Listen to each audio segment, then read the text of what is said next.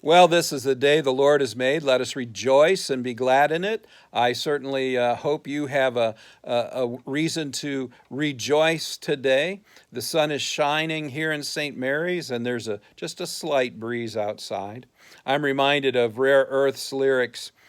I just want to celebrate another day of living. I just want to celebrate another day of life. And that's how I feel today. I hope it's how you feel today. Our devotion for today centers on Luke 20, verses 19 through 26, as the scribes and the chief priests seek to trap Jesus. Verse 19, the scribes and the chief priests sought to lay hands on him at that very hour, for they perceived that he had told this parable against them, but they feared the people.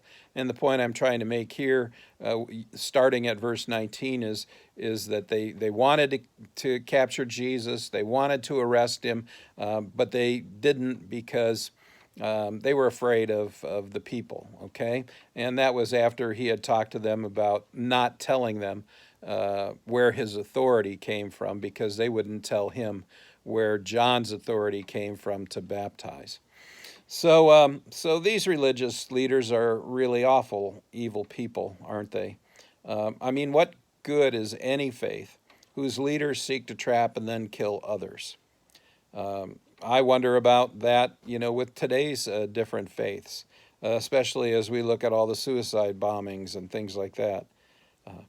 There's a difference, I think, between God's exercise of justice, which might entail violence, and mankind's sin-based violence. There's a difference with God's righteousness and our own righteousness. These scribes and chief priests in this verse, are acting purely on mankind's sin-based violence. Verse 20, so they watched him and sent spies who pretended to be sincere, that they might catch him in something he said so as to deliver him up to the authority and jurisdiction of the governor. Don't you dislike phony people? I know I do. Insincere, conniving little snakes. That's what these kinds of people are. In this verse is an early revelation that the plan is for these little snakes to get some kind of thing Jesus said that can be used then to have him arrested and carted off to the governor, Pontius Pilate, which, means that they're really have already decided Jesus must die, that there is no other recourse for Jesus. Otherwise, why would they take him to Pilate? They can pretty much do all kinds of things to punish their own people. They just can't put their own people to death. And so the only reason to take Jesus before Pilate is to take him to be crucified. So they ask him, these insincere little snakes, Teacher, we know that you speak and teach rightly and show no partiality, but truly teach the way of God. Oh my gosh, it pains me to hear the insincerity as their lies drip down like honey from their lips. If they really believed Jesus spoke and taught rightly the way of God, they wouldn't be plotting his death or be in conspiracy to plot his death. They would instead be following him as a disciple. Verse 22, is it lawful for us to give tribute to Caesar or not? Big question. We have a duty to God, but do we have a duty to, Caesar? Can we just not pay Caesar his taxes and just render, our offerings to God? And here's what Jesus has to say.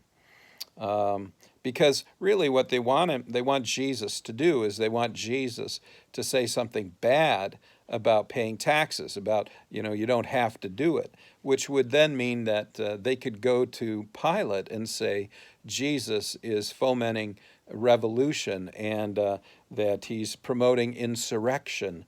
And consequently, Caesar or Pilate would not, wish to have that continue, and then he would have no problem crucifying Jesus. So here's what happens with Jesus. But he perceives their craftiness and he says to them, okay, so again, Jesus knows our hearts. I wish it were not true that he would know my heart so well, because I'm not proud of all the things in my heart. I'm not proud of my failings and some of my desires and sometimes my own duplicity that I've had, growing up. Jesus knows all about that.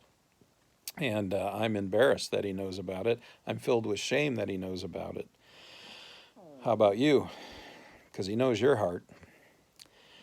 Jesus says, "Show me a denarius. Whose likeness and inscription does it have on it?" And they said, "Caesar's." And he said to them, "Then render to Caesar the things that are Caesar's, and to God the things that are God's." Pretty clever, don't you think? Jesus answers their question in a way that is confounding to them. Give to God the things of God, and give to Caesar the things that are Caesar's, and who can argue with that? They can't. It certainly isn't promoting insurrection. It certainly isn't fomenting any kind of revolution. It's just being a good, obedient citizen and a good, obedient, faithful servant of the Lord. This saying applies to us today, even if we don't like to pay our taxes. We need to keep this in mind and remember it. Verse 26, "And they were not able in the presence of the people to catch him in what he had said, but marveling at his answer, they became silent." Yeah, they couldn't catch him all right. And when they were confronted with the truth, they shut up. The truth will sometimes do that to people, cause them to stop talking, cause them to be silent. I mean, who can argue with the truth? Here, Jesus has thwarted the spies in his camp. My friend, Christ Jesus knows our hearts, and still he died for us on the cross. No matter how cleverly we think we've designed our questions to him, or our own self-justifications and rationalizations that we present to him, Jesus is ready for us, and he will silence us with the truth. We are sinners, and yet he loves us so much that, knowing we are sinners, he still went to the cross for us and died there so that we wouldn't have to. And then, 3 days later, he rose from the tomb to new life, promising us new life as well. Well, that's good news. And that's the truth. But don't be silent about it. Go in peace, serve the Lord.